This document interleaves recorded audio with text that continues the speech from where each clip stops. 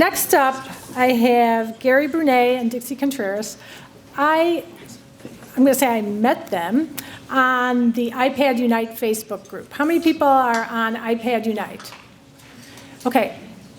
My recommendation is everybody in the room should be on the iPad Unite Facebook group. I joined Facebook just so I could be on that group. I am not a Facebook person.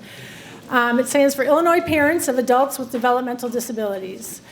It is an incredible resource and forum for families to ask questions, share resources, learn about legislation that's coming up.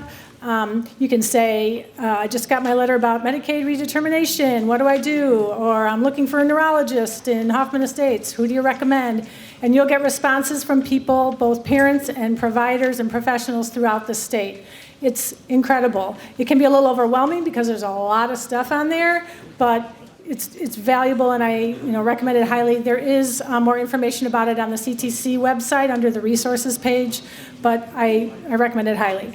So I learned about Gary and Dixie on iPad, and they purchased a home to turn into a CILA for Dixie's son, Nathan. Their stories are really unique, and I appreciated on iPad how Gary and Dixie as well would share their story, tell us, the ups, the downs, the challenges, the successes, and we thought it was something you should hear about as well. So please help me welcome Gary Brunet and Dixie Contreras.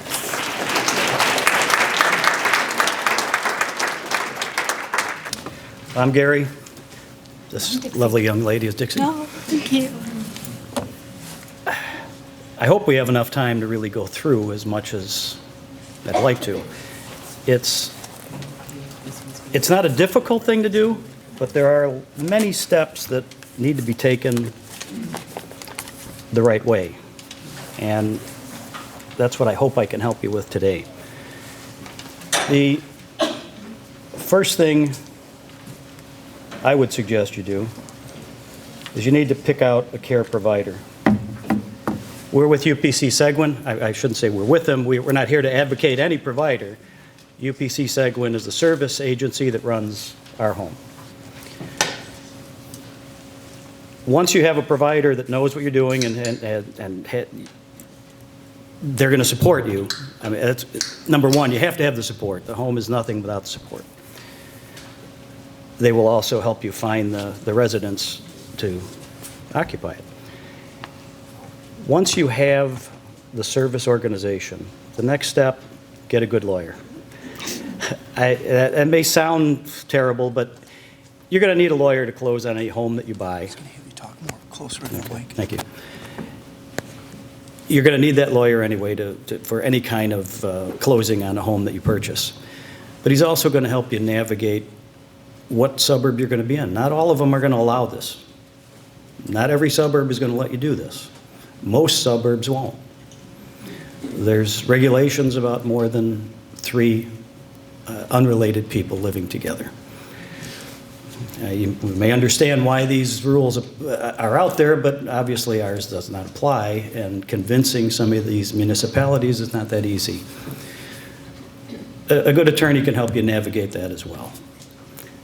Most likely, I would suggest if once you get a home, you put it in some entity like an LLC or something just to protect you from potential problems down the road. It's just easier to not have yourself involved personally.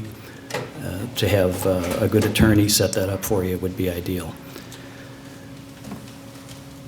Once you have all that in place, now you can start looking for a house. Well, first you have to really decide what kind of house you want. We heard some speak about a ranch home. If you have physically handicapped residents, a ranch home is going to be desirable. However, we thought that would be the case too, although we don't have any physically handicapped. We thought a one-level home would be ideal. Difficult to find. We looked 6 months or more, probably looked at 50 to 60 homes in the process of trying to find the right one for us. We learned quickly that a ranch was not going to be doable. We needed at least 4 bedrooms, at least 3 bathrooms. we couldn't find it. They may exist, but we couldn't find it. We ended up with a 2-story home, bedrooms upstairs. For us, it fits all of our needs. The boys have nice big bedrooms. There's plenty of bathrooms. We have a basement that they can also use, which most ranch homes don't have. It gives us a bigger lot size because the home isn't spread out. We have more outdoor space for the boys to do other activities outside. Put in a nice garden last year, a nice deck. We try to get them outside as much as possible. A good real estate agent is nice to have as well. Now, we worked with a young man that actually supports Seguin as well. He actually donates half of his commission to the organization. And he was there with us every weekend, rain or shine, looking at houses, going through his listings, trying to find us something.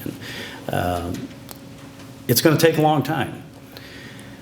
Once you find a house, if you're buying this on your own, or even, some have talked to me about what about a group, if we have 4 parents that want to try and buy a home together, that's all fine too. It makes it a little more complicated financially, but once you decide you have a home and you've closed on the home, that's not the end of the cost. There's most likely going to be renovations needed. In our case, we tore out bathtubs, toilets, inappropriate sinks and things of that nature, and redid 3 bathrooms. That's a big expense. We put in all walk-in showers and things, so there was less trip hazards and all of these types of things for the residents. Our house was pretty well equipped as far as hard floors and appliances and those kinds of things. You probably don't want a lot of carpeting. Spills and everything else, trip hazards, good hardwood floors or tile floors are probably a better option for you. There's a number of things in the home for safety, adequate handrails in bathrooms and stairways. We put double rails on all stairways just to make sure there was always something to grab onto. But don't be afraid to ask for resources in your neighborhood. I mean, we had the fire department out. I asked them, what should I do for safety? They'll go through your house, and they'll be happy to tell you what to put in, how to do this, and at no cost to you. We were fortunate. We had good neighbors. Once we were all in the house and we sourced our residents, we got the chance to interview them, interview the family. Hugely important thing to do. As others have suggested, you have to be able to get along with the other parents, and the boys or the girls, whoever they might be, have to get along with each other. Our group we're doing great. I mean, the boys, they're all about the same age, late 20s. They're involved in sports. In the garage is their sports lockers. They keep all their stuff in there. Some compete with each other. Others go on to other sports. They go bowling. They do all kinds of activities. It's our mission, let me say, to get them outdoors. They're not going to sit in a home. They're not going to sit and watch television or play video games or sit on their cell phones or anything else. Our goal is to do as much as we possibly can for them to get them outside, get them in activities, get them doing things that is going to better their life. Dixie will talk a little bit about staffing. That's the next critical problem. No matter what agency you're with, they need to find staffing for you. Today's economy, that's difficult. The average worker is making barely over minimum wage, maybe $11, $12 an hour. These people are waking your kids up, making sure they're bathed, dressed, dispensing medication, feeding them, doing the shopping, doing the driving. They could make a lot more money than that with no real obligations somewhere else. So how you treat those people is going to be paramount in the success of your home. Trying to keep good staff is difficult. You treat them well, you supplement, you help them in meaningful ways. You can decide what that means. If they feel they're really wanted and they're doing a good job, and the parents are helping them and everybody's participating, you'd be surprised how far that goes. We've been very fortunate. We've been able to maintain the staff since day one. We've been in there a little over 2 years now. They are grateful to us, we're grateful to them. Your neighbors are important. Don't be afraid when you are, put yourself in a position where you see something like this going on in your neighborhood and you don't know what's going on. You just see a bunch of activity and you see a lot of people and you see, the reaction is normally to be a little bit concerned, maybe afraid.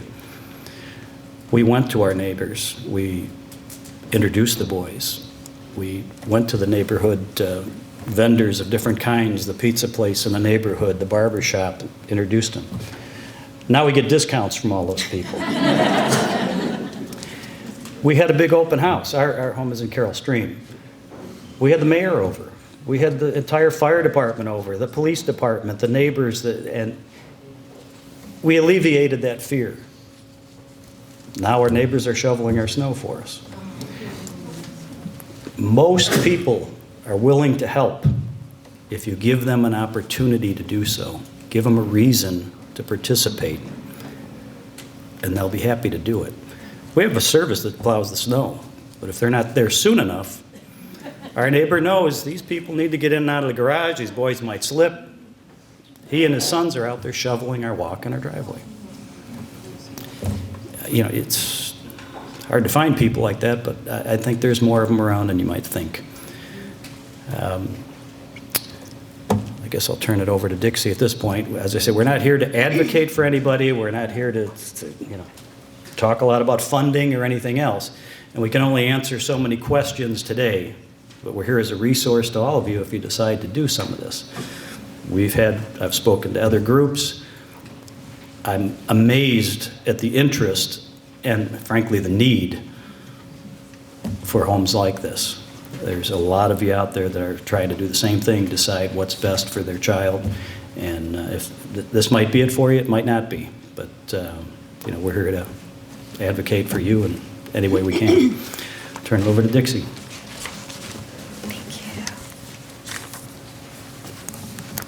Bring this way down.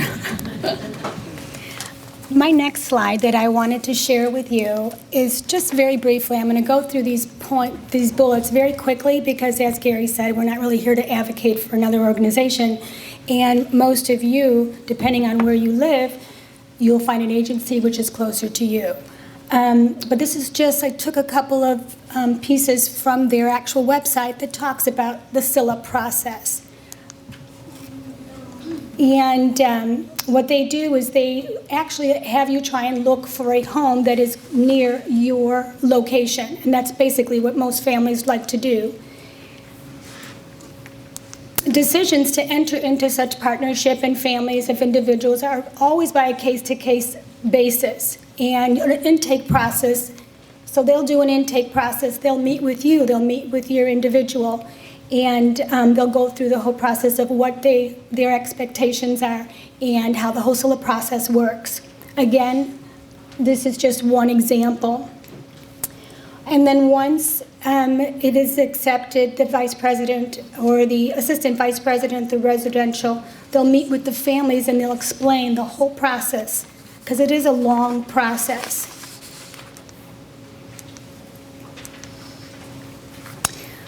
And once UCP Seguin, and I'm pretty sure most of the agencies, they will not take over the home and allow for any of the individuals to move in until each one has the funding. This is something I neglected. When you have the cost of your home and you have the cost of everything involved with getting that home ready, still not the end. Nobody's going to sign a lease on that home until it's fully staffed and fully occupied. That could take 6 months, 8 months, 12 months. Mm-hmm. You're paying all the bills in the meantime. Yeah.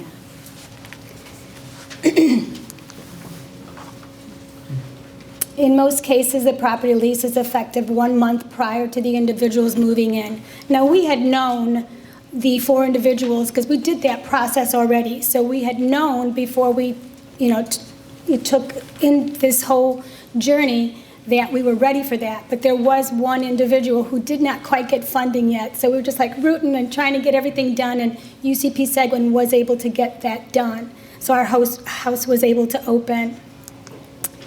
This is the one really nice piece about working with an organization, but having a family owned.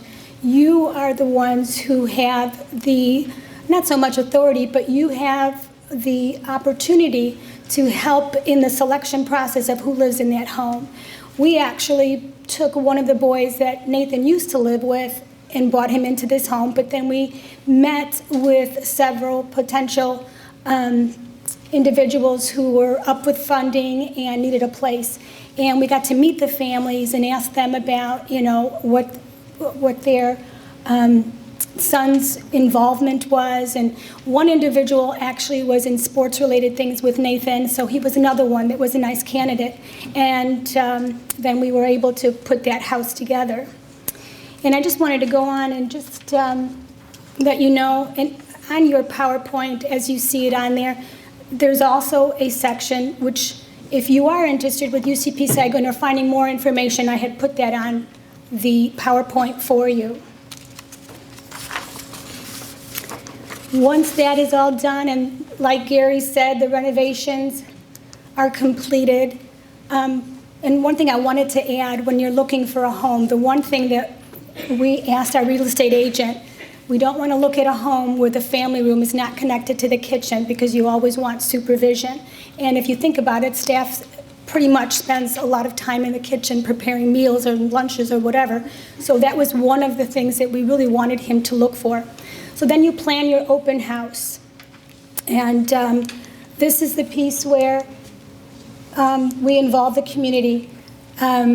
We took the boys with these invitations that you saw for the open house to the neighborhoods, and we invited the families. We took the boys to, our home is actually located by a shopping strip. We actually took the boys to all of those companies or stores and invited them and gave them a copy of the open house. We went to the principal in the local schools, and we invited her and asked if the teachers want to come by. And we actually had one of the principals, who our house is directly located across the street from a school. She came to the open house. I took the boys to the fire department. There's 2 in the area. Met them all. And it's really important. That piece by itself is most important, because we also developed a book for the fire department, which explains each individual and their needs, and if there was a serious a concern or something happened where if 911 needed to be called, that is there for them. So that's another really important piece of having them be involved in this house. The mayor, as Gary said, came to our home to the open house. So involving the community is very important.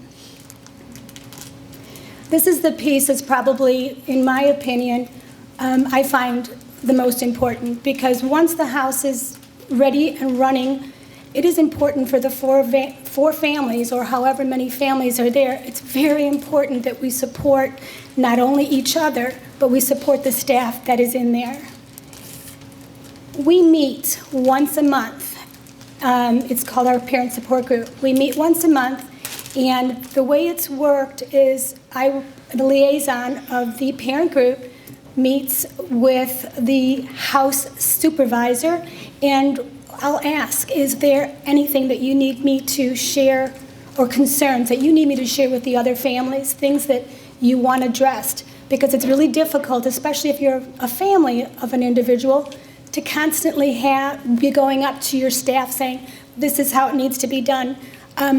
Please don't forget to do that. It's very difficult for a staff member to listen to 4 different directives.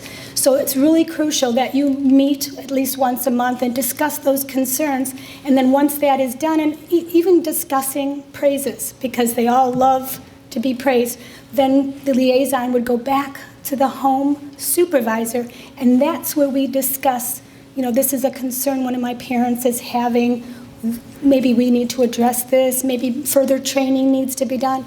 So that's how we handle it, so that we show our staff common respect, because once our boys are there, they're basically the ones who are running it. And in one instance, always remember, too, that it's not always going to be exactly as it was when they live with you.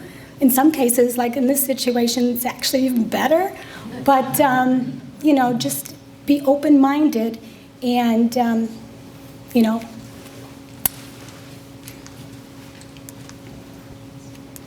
Another thing that we do with our family support group is we are very involved in keeping up our home. As Gary mentioned, we put in a garden. The boys are very involved. They plant the vegetables. They pick the vegetables. They cut the vegetables. They prepare meals. So that's really involved. Gary had put in a fence because ours just kind of fell. Parents went over there and we all planned a day. We stained it. We're trying to keep upkeep and maintaining everything. They help us with the garden. We go there once a year. We'll mulch. So we just really take the time to, preserve the beauty of the home and the maintenance, so staff does not have to do that. And we even have the boys, as you can see, very much involved. That's actually one of Joseph's jobs. He has to water the flowers. Another thing that we do when we meet with our families once a month, we talk about chaperoning trips. I take the group every year to Gobert's during the fall. And so I'll chaperone with a staff member, and we'll take the 4 boys. And we've had a parent chaperone taking them downtown to Navy Pier. Because sometimes our staff really does not only appreciate, but need that extra support, because you can't just have one staff member going with 4 individuals, even if it was 2. If there was ever a complication, and sometimes there have been, it's always nice to have that parent support and that chaperone there. We also, every month, establish a calendar. And as you can see, ours is pretty detailed. The kids belong to the recreational organization. I'm not familiar with this area, but ours is Wetstra. And the boys are very involved. They go bowling once a week, swimming. So I'll put together the calendar, and this is laminated and put on the refrigerator so staff knows what's happening when. And most of these cases, the families, once again, will chaperone and drive the individuals or the groups to their events. However, they have also been willing to drive the boys as well. Also, as you can see on Wednesdays, once a week, every month, we have a parent potluck where we provide the meal, we give the staff a break, let us prepare the meal for the boys, and we'll bring it in, we'll have it ready, the boys will eat, we'll clean up, and it gives them the opportunity to spend some quality time with our boys while we are getting that ready, and it also gives them that break. So that's something that we do, and the days change. But this is just another example of how we try and make their lives a little bit easier. Now, this is the piece that Gary was saying was probably the most important, because you can have the house, you can have it ready to go and fully functional, but if you do not have the staff, it won't open. The actual video was a video of how important it is to have staff, and how today with the market, it is very difficult to keep your staff because of the minimum wage. And it shared how we are competing with organizations like Wendy's or McDonald's or Target or Costco, because they're taking our staff and possibly paying them a little bit more. And this is where we run into the biggest snag. In the last 2 years, state funding only increased, as you can see, from $9.65 to $11 an hour. And this is what's so sad. This is after 9 previous years of nothing. So as you could see, this is really important. And as I said, we are continually being faced with the competition. Now, I just wanted to go briefly through this, because in your slide presentation, you have the caveat where you can connect to these, but it's the one thing that, the spot where you connect so you can become involved. The one thing that's most important is your voice. Getting involved with the state legislator, but letting them know. And some of these things that you could do take literally 5 minutes. Your voice is so important. We're trying to get that minimum wage raised to $15 an hour. So again, those are just ways that you can get involved, and that's included in your packets. Did you want to add anything to that? Lastly, always remember, take it one day at a time and be grateful for all the little things. It may not always be perfect, and it may not be as it was at home. Focus on the positive and take any challenge as a way for all of you to grow. Thank you.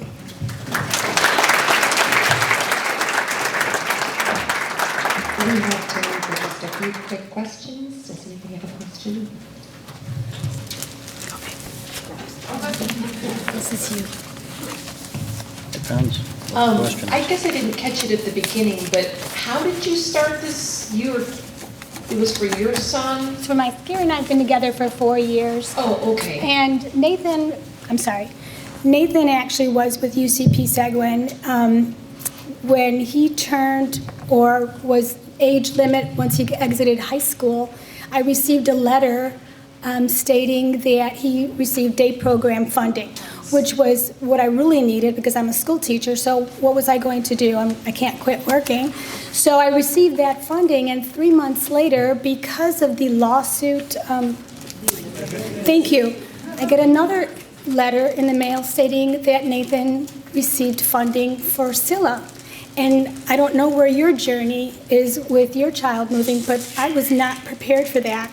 And I was given 3 months to make that decision, or he would be put back on that long waiting list. And when we first moved back here from Florida, Nathan was in 4th grade, and I met with his his PACT coordinator, Day 1 PACT, I think it's called today. And when we went through that intake, that CILA piece came up, and she says, just go ahead and check it. Even though you don't know where you are right now, when it comes to that age, you're gonna want to be prepared for the fact, and the waiting list could be long. So I went ahead, and every time we had the intake every year, I would check. Okay, yes, eventually I think CILA is going to be my option, or group home, and that's how he received his funding. So Nathan was in a home for 2 years through UCP Seguin. Unfortunately, it did not work very well. It was 6 individuals, varying exceptionalities. One was in a wheelchair. The family were amazing. We had our family support group, but it just wasn't a functional home, and my son was not happy. So he'd spend most of his time at home on the weekends and sometimes during the week. And as I said, it's very important to be involved in your child's life. I was literally there all the time. So when Gary and I started dating, he would visit Nathan quite often, and he just felt like there was a need. And that's how our journey began.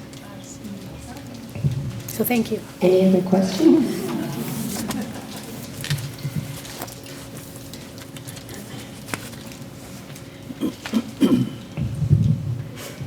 Hi, I was wondering if you are able to augment yourselves through private pay the salaries of the support staff, or is that illegal? That would be a no. The short answer is no. Financially, you can't supplement that. There are ways to get around that to some degree. You can certainly give them a gift for their birthday. You can give their children a gift for their birthdays, and so on and so forth. And I would encourage that. There's small things. There's restaurant gift cards. There's fuel cards. I mean, one of our, I think it's our house manager, drives a mile or an hour. An hour. She lives in the city. She drives an hour one way just to get to our home. Yeah. You know what the price of fuel is. Any help that she can get towards that that's meaningful help. Another thing I want to add, in our parent support group, when we meet once a month, we have a slush fund. And in that slush fund, we give $25 a month. And the slush fund grows and grows. So Christmas time, we were able to give our staff a $100 bonus with their Christmas gift, and we had a big dinner for them. On occasion, we'll give them that gas card because we have enough in the slush fund. Let's do that because they really need it right now. We have one of our staff members is pregnant, and we're going to have a baby shower for her. So that slush fund grows and grows, and it's just a way for us to be able to turn around and use that to support our staff. So that's another way that we help keep them, and hopefully we'll remain keeping them. We have another question back here. I am curious as to what plans you have in place for when you're no longer able to take such an active role in managing this home. Our children. Well, the point is we don't need to manage it. It's managed by an outside service, UPC Seguin in our case. That's kind of the whole point. While we're able to participate, we do so. But it's security for Dixie to know that her son will be taken care of no matter what. But our family members are very involved. My sisters will go and visit Nathan, and they are very much aware of, what we have done and the whole process. My daughter, who lives in Arizona, she's aware of what's happening. So in the event, like you say, something may happen, they'll always have that support. Family is crucial. Let's give Gary and Dixie a big thank you. Thank you.